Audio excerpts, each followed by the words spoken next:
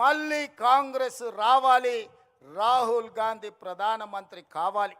ఈ దేశం కోసం వాళ్ళ నాయనమ్మ ప్రాణాలు ఇచ్చింది, ఈ దేశం కోసం వాళ్ళ తండ్రి ప్రాణాలు ఇచ్చిండు.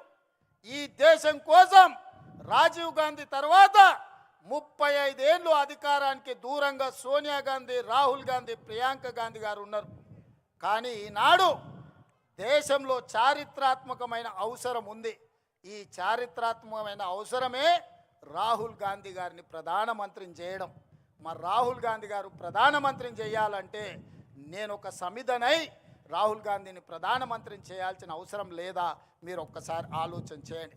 అందుకే మిత్రులారా, నాకు సహాయం అందించిన చిన్నవాడైనా, పెద్దవాడైనా, పేదవాడైనా, వెనుకబడిన ప్రాంతమైనా గుర్తు పెట్టుకొని వెనక్కి తిరిగి సహాయం అందించే ప్రకృతి నాకు ఒక అవకాశాన్ని ఇచ్చింది.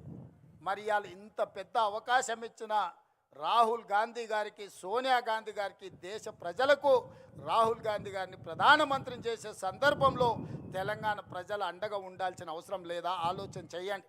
60 ఏళ్ళ తెలంగాణ ఆకాంక్ష, వందలాది మంది తెలంగాణ బిడ్డల ప్రాణ త్యాగాలు, ఆత్మ బలిదానాలు చేసుకుంటూ తెలంగాణ రాష్ట్రం కోసం అసూలు బాసిన శ్రీకాంతాచారి, ఈశాన్ రెడ్డి, కానిస్టేబుల్ కిష్టయ్యను గుర్తు తెచ్చుకోండి.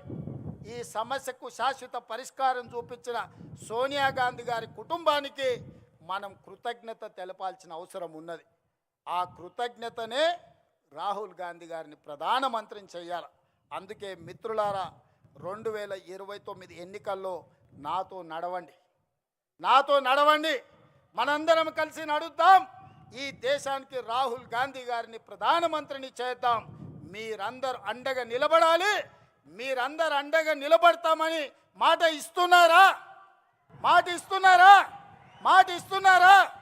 రాహుల్ గాంధీని ప్రధానమంత్రిని చేసే బాధ్యత ఈ మిడ్జిల్ నుంచే మొదటి అడుగు పడాలి.